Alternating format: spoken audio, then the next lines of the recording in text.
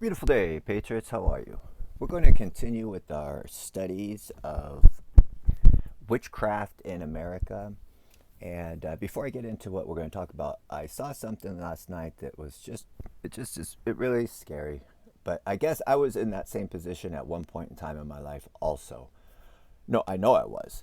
But I saw on Council of Time last night, I go to their chat room and I see a lot of things there. And I saw somebody there retweet a Twitter page of a Q follower that is a cabal witch, an enemy, a very deeply involved enemy within the Q community. And it was very scary to see that there is somebody within the Council of Time in the chat room that sits there and retweets. I mean, it's understandable that we see these people's channels or something, but then to go ahead and retweet this person. This person on Twitter has over 30,000 followers.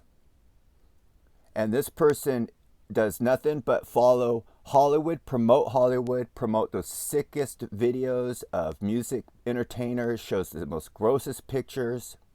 And people, he talks like he's God. He talks like he's Jesus Christ.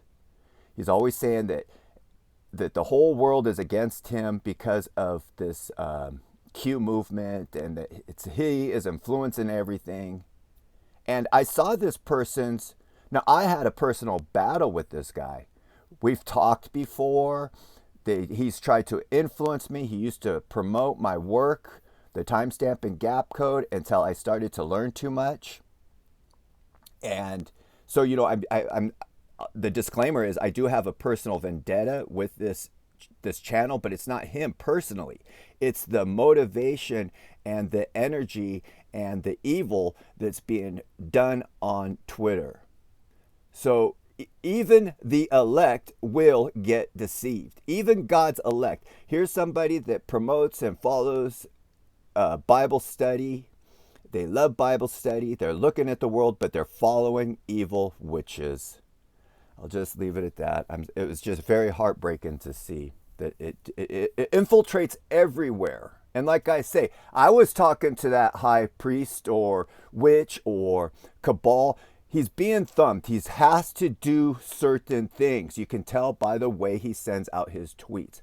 The tweet, to give a little bit more clue, is that this person was retweeting a tweet where the person was asking about the Christmas parade yesterday. They wanted to know, what street was it on? What city was it on? What day was it on? Because all those things matter. Well, if you knew that stuff mattered, you would be expressing and helping people show how it works instead of just asking other people. And if you say you know so much, why is it that you don't know the answers to anything? But anyways, he's always trying to predict. But okay, to answer it, if you take the city in Wisconsin where the tragedy was and you mirror it and you phonetically spell it out, it would say a sacrificial cow. Okay, so we're going to move forward. We're studying the American language and how it is a witchcraft language. America is a American speaking country. We've got three of the most largest English-speaking countries is the United Kingdom, the United States, and Australia. And we know that those three countries work together. I mean, United Kingdom, United States, right there, they're united. But hey, up to you. Now, we know Australia's history by what they tell us is that United Kingdom took all their prisoners. I shouldn't say all their prisoners. They took a large number of prisoners, mostly women. And what do you need women to do? Women are breeders. I didn't mean it to sound like that. But if you send a bunch of men prisoners to Australia, they will all die out. But if you send a bunch of women prisoners to Australia, you can pretty much guarantee that they will mate and produce offspring. Am I right? So how are you going to get a bunch of people to go to a country literally on the opposite side of the world, above, below, and all the way on the other side of the world. How are you going to get a bunch of women to want to go to a place like that? It was hard enough to get them to go to America. So how are you going to get them to Australia? Well, you round up a bunch of prisoners and send them to Australia. Now, if you were going to go ahead and round up a bunch of prisoners, it would be very easily then just to go and make up new laws and charges and then arrest people on those charges and then ship them legally to a internment camp, Australia, right? So there's the English language, or the English-speaking countries, and the history of Australia being founded by United Kingdom. That's what they tell us. So let's look at the word Australia, right?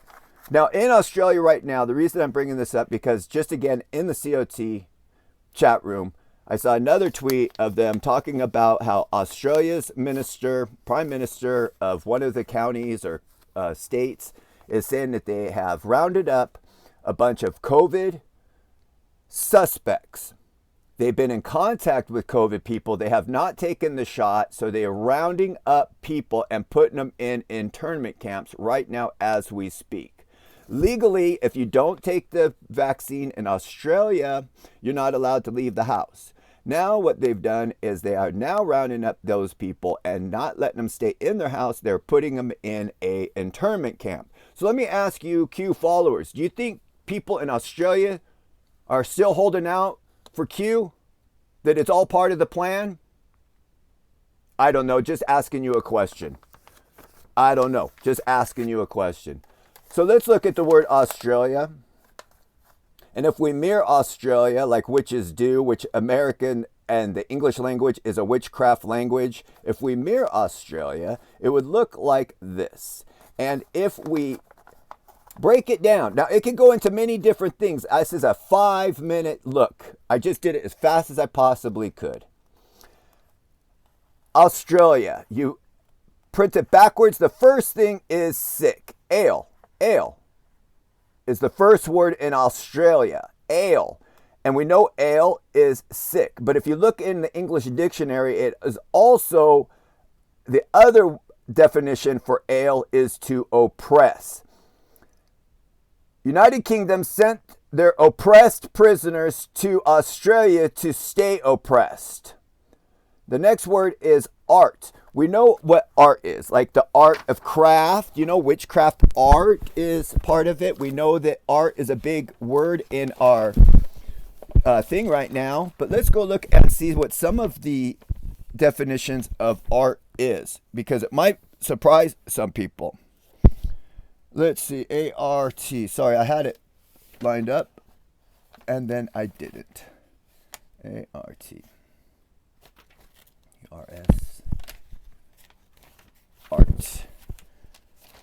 Like I say, this will be worth it. You guys might be surprised, because we all know what art means, right? But like in witchcraft, what do they call it? Art. The craft, the arts. The arts. So let's look at A-R-T. Q-R-S-T. Look how many different definitions there are for art. So I'm not going to go ahead and read. It starts here and goes all the way down to here. Okay. But right down here, where was it? Synonym for a skill, cunning, artifice, craft, art, meaning in common with the faculty of performing. That's not where I was at. There we go.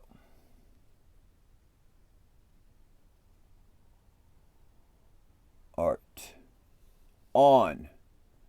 Art. Goth. It's goth. It's Greek. More. Darn it. What am I looking for here?